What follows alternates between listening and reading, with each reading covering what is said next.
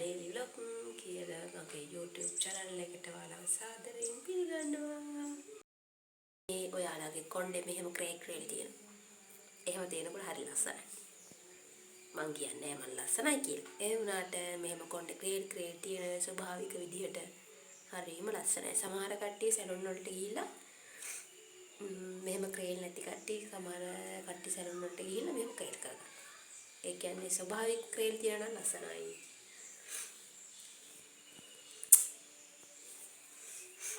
ඉස්සර මම ඉස්කෝලේ යද්දි කොණ්ඩ දෙකත් අයත් මේ කොණ්ඩේ ක්‍රේල් ක්‍රේල් තියෙනවා. මම ඉතින් මෙහෙම කරා.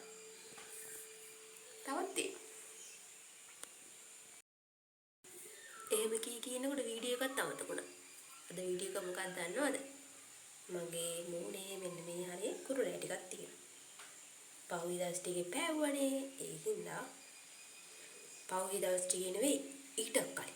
පහුගිය දවස් ටිකේ හොඳට වැස්සනේ. කුරුලෑ ටිකක් තියෙනවා. ඒ කුරුලෑ වලට හරියනම් බෙහෙත ගැන මම ඔයාලට කියා දෙන්නයි යන්නේ. එහෙනම් බලමු වීඩියෝ එක. වීඩියෝ එක බලන්න කලින් subscribe කරන්න, like කරන්න, comment කරන්න, share කරන්න. එහෙනම් අපි යමු වීඩියෝ එකට. මේ වීඩියෝ එකේ බෙහෙත් එකට ඕන වෙන්නේ කොහොම කොළ. ගෙදර නම් කොහොම කොළ නෑ. උඩහාගයක් තියෙනවා අක්කලයක්. විතරක් ඒකෙතර තියෙනවා කොහොම පැලහැට්ට. මම ඒකින් කොළ පහක් කඩන්නේ.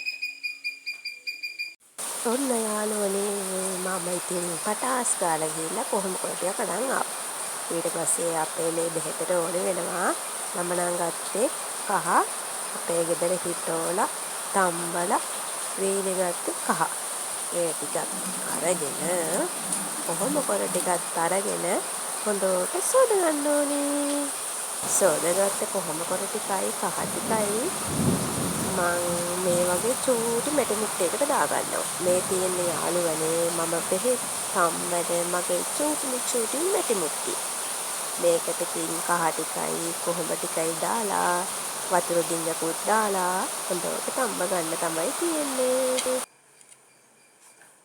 ඔයාලට තින් අමුතුවෙන් කියන දෙයක් නෑ නේ යාළුවනේ. කහවලුයි කොහොඹවලුයි ඔයාගේ මූණට දෙන ප්‍රතිඵල ගැන කහවලින් මූණ පිරිසිදු කරනවා වගේම කොහොඹවලිනුත් මූණ පිරිසිදු කරනවා. මේ තියෙන්නේ දැන් ඉතින් මේ ටික තම්බ ගන්න තමයි තියෙන්නේ. මේ ටිකින් තැම්බෙන්න මේක වහන්න ඕනි යාළුවනේ. හරි. ඔන්න මම වහුවා. මගේ කෝලන් ටිකක් තමයි මේ ඉති. මේ තියෙන්නේ තැම්බෙන කහ ටිකයි කොහොඹ ටිකයි. ඔන්න යාළුවනේ මම ටික ලිපින් වාගත්තා. දැන් ඉතින් මේක නිවුනට පස්සේ හොඳට බෙන්ඩර් කරගන්න ඕනි. වතුර චූට්ටක් මේ වතුරම චූට්ටක් එකතු කරලා හොඳට බෙන්ඩර් කරගන්න ඕනි නිවුනකම් ඉන්න. මම මේ පේස්ට් එක හදන් එනකන් ඉන්නේ යාළුවනේ. ඔන්න වීඩියෝ එක දාලා හැම යන්න එපා. වීඩියෝ එකත් එක්ක බැලඳලා ඉන්න. මම මේ පේස්ට් එක හදාගෙන මූණේ ඇප්ලයි කරන හැටි පෙන්වන්නයි හදන්නේ. මේ තියෙන්නේ යාළුවනේ මං හදාගත්ත කහ කොහොම පේස්ට් එක. පේස්ට් එක ගන්නන් නෙවෙයි බෙන්ඩර් කරද්දී වතුර වැඩි වුණා. කමන්නේ ඉතින් අපි ගාමු.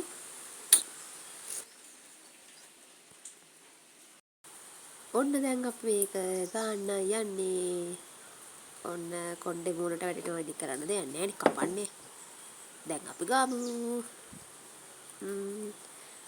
කහවලින් මූණ පිරිසිදු කරනවා. මූණේ ලැප කලල් අයින් කරනවා. විස බීජ නාශකයන්නේ කහ කියන්නේ.